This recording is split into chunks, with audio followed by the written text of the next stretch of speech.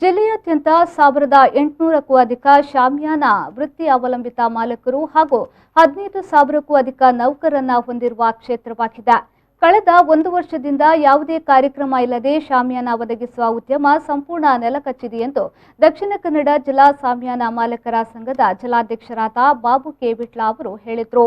ಅವರು ಮಂಗಳೂರಿನ ಪ್ರೆಸ್ ಕ್ಲಬ್ನಲ್ಲಿ ಸುದ್ದಿಗೋಷ್ಠಿ ನಡೆಸಿ ಮಾತನಾಡಿ, ಅನೇಕರು ಲಕ್ಷಾಂತರ ರೂಪಾಯಿ ಬ್ಯಾಂಕ್ ಸಾಲ ಹೊಂದಿದ್ದು ಅದರ ಮರುಪಾವತಿ ಮಾಡಲಾಗದೆ ತೀರಾ ಸಂಕಷ್ಟದಲ್ಲಿದ್ದಾರೆ.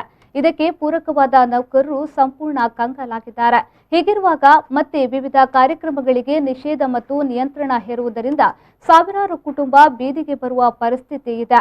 ಈಗ ಇವರು ಹಾಗೆ ಕಾರ್ಯಕ್ರಮಗಳಿಗೆ ಜನ ಸೇರುವಿಕೆ 500ಕ್ಕಿಂತ ಕಡಿಮೆ ಮಾಡಬಾರದು, ನೈಟ್ ಕರ್ಫ್ಯೂ ಮಾಡಬಾರದು, ರಾತ್ರಿ ಕಾರ್ಯಕ್ರಮಗಳಿಗೆ ನಿಷೇಧ ಹೇರಬಾರದು, ನಾಟಕ, ಯಕ್ಷಗಾನ, ಧಾರ್ಮಿಕ ಕಾರ್ಯಕ್ರಮಗಳಿಗೆ ಸುರಕ್ಷಿತ ಮತ್ತು ಮುಂಜಾಗ್ರತಾ ಕ್ರಮಗಳ ಸಹಿತ ಅವಕಾಶ ನೀಡಬೇಕು ಎಂದು ಹೇಳಿದರು.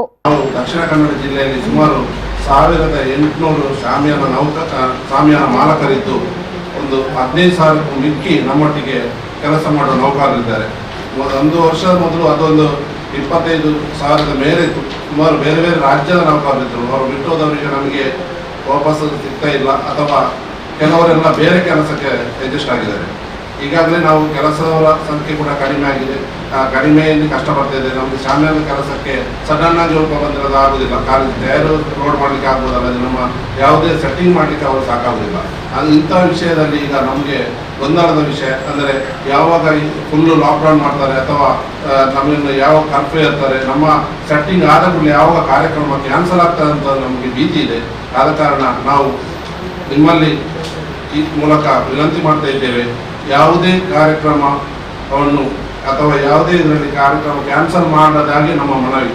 ಯಾಕಂದರೆ ನಮ್ಮ ಕಷ್ಟ ನಿಮಗೂ ಗೊತ್ತು. ಅಥವಾ ಸಡನ್ ಆಗಿ ಕ್ಯಾನ್ಸಲ್ ಮಾಡಿದರೆ ಯಾವ ರೀತಿಯೂ ನಮಗೆ ಅದರ ಮೇಲೆ ಪರಿಹಾರ ಇಲ್ಲ. ಕೆಲಸ ಆದ ನಂತರ ನೀವು ಫಂಕ್ಷನ್ ಕ್ಯಾನ್ಸಲ್ ಅಂದರೆ ನೀವು ಬಿಚ್ಕೊಂಡು ಹೋಗಿ ಅಂತ ಹೇಳೋದು ಮಾತ್ರ ಅಲ್ಲದೆ ನಮಗೆ ಅದರಲ್ಲಿ ಯಾವುದೇ ಅದರ ಸಂಭಾವನೆ ಸಿಕ್ಕುವುದಿಲ್ಲ. ಅಥವಾ ನಾವು ದೊಡ್ಡದು ಗಾಡಿಯ ಬಾಡಿಗೆ ಅದು ಯಾವುದೂ ಸಿಗ್ತಾ ಇಲ್ಲ.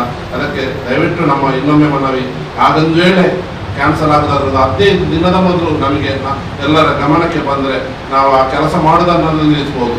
ಈ ಸಂದರ್ಭ ಸುದ್ದಿಗೋಷ್ಠಿಯಲ್ಲಿ ದಕ್ಷಿಣ ಕನ್ನಡ ಜಿಲ್ಲಾ ಶಾಮಿಯಾನ ಮಾಲಕರ ಸಂಘದ ಇತರ ಸದಸ್ಯರು ಉಪಸ್ಥಿತರಿದ್ದರು.